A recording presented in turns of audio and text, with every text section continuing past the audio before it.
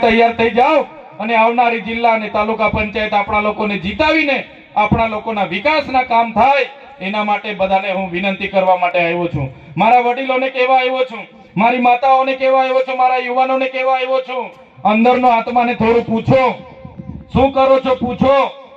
આટલા વર્ષ 50 વર્ષ કોંગ્રેસે શાસન કર્યું, 30 વર્ષથી ભાજપ શાસનમાં છે અને આજે પણ આપણે જ્યારે કે હો આપણે દેશના નાગરિક નથી એના માટે આપણે સરકારમાં ભાઈ બાપા કરવાના. ભાઈ 5 કિલો ચોખા મને આપી દો, મારી કૂપન કઢાવી દો, મારા પૈસા બેંકમાં છે લાઈન પર ઉભા રહીને ભાઈ મને મારા પૈસા આપી દો.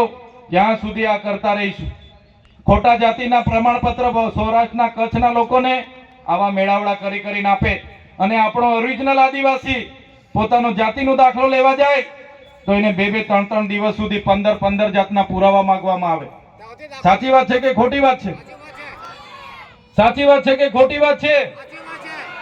આજે ઝૂંપડા માટે તમે લાભ લેવા જાઓ, કોઈ બીજો લાભ લેવા જાઓ, વૃદ્ધ પેન્શન લેવા જાઓ, વિધવા પેન્શન લેવા જાઓ, નુકસાનીના પૈસા લેવા જાઓ, ખેડૂતના પૈસા લેવા જાઓ એટલે તમારા પર 20 જાતના પુરાવા માંગે. આ નથી, પેલું લાવો, પેલું બાકી છે, માનો દાખલો લાવો, માં કાર્ડ લાવો, પિતાજી કાર્ડ લાવો, બેનજી કાર્ડ લાવો, ભાઈનો કાર્ડ લાવો, દાદાનો કાર્ડ લાવો, આધાર કાર્ડ લાવો, રેશન કાર્ડ લાવો, ચૂંટણી કાર્ડ લાવો, પાન કાર્ડ લાવો, જાતિનો દાખલો લાવો, આવકનો દાખલો લાવો, બીપીએલ દાખલો લાવો, રેશન કાર્ડ લાવો, જોબ કાર્ડ લાવો. છેલ્લે તો એવું બી અમુક લોકો કે અમારે પાર્ટીનો કાર્ડ લાવો માગે છે ને, અમુક લોકો પાર્ટીનો કાર્ડ પણ માગે છે આ લોકો. ત્યારે આખી જિંદગી આપણી કાર્ડ પાછળ નીકળી જવાની છે આ સરકારમાં. એટલે હવે આવી શાસન વ્યવસ્થાની જરૂર નથી. એટલા માટે અમે તમારી વચ્ચે આવ્યા છે. મનરેગા યોજના હતી, આપણે બધા પોતાના ગામમાં લેવલિંગ કરતા, તળાવ ખોદતા, માટી મેટલનો રોડ કાઢતા અને આપણને 100 દિવસની રોજગારી મળતી હતી. આપણા બચુભાઈ ખાબડ, એના છોકરા અને કોંગ્રેસના હીરાભાઈ જોટવા બધા જ લોકોએ મનરેગા પર કરોડો રૂપિયાના ભાજપ અને કોંગ્રેસના લોકોએ ભેગા મળીને કૌભાંડો કર્યા. મંત્રીના દીકરાઓ પણ જેલમાં હતા. કોંગ્રેસના હીરા જોટવા જે ઉપાધ્યક્ષ હતા એ લોકો પણ આજે ભરૂચની જેલમાં છે. એની અસર શું થઈ? આજે આપણને ગામમાં રોજગારી નથી મળતી. આપણા લોકો બિસ્તરા પોટલા બગલે છોકરા લઈને આજે શહેરોમાં જવું પડે છે. ત્યારે મારા સાથીઓ, મારા તમામ યુવાનો વડીલોને અમે વિનંતી કરવા માટે આવ્યા છે કે હવે પરિવર્તનનો સમય પાકી ગયો છે. પરિવર્તન લાવવું પડશે. આમ આદમી પાર્ટીના નેતાઓ તમે જોઈ લો, તમામ નેતાઓ તમારા માટે લડવા તૈયાર છે. અમારા વિડીયો તમારા પર આવતા હશે.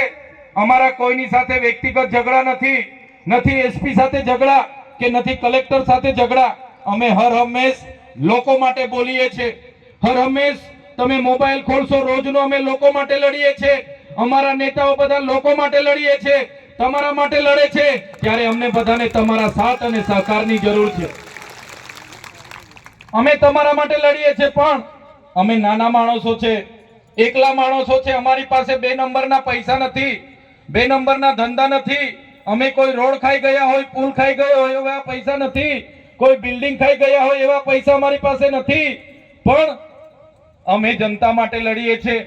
એટલે આ ભાજપના લોકો પોલીસને અમારા ઘરે મોકલે, જંગલ ખાતાને અમારા ઘરે મોકલે, અમારા ઘરે જીબી વાળાને મોકલે, રેડ પડાવે, અમને હેરાન કરે, ખોટા કેસ કરે, પછી બી અમારા પરિવારના જોખમે અમે આપણા જનતા માટે લડીએ છીએ. અમે એમનાથી ડરતા નથી, એમની જેલોથી ડરતા નથી. બસ તમારા વડીલોના આશીર્વાદ અમારી સાથે રાખજો, મારી માતાઓના આશીર્વાદ અમારી સાથે રાખજો, મારા યુવાનોનો સહકાર અમારી સાથે રાખજો.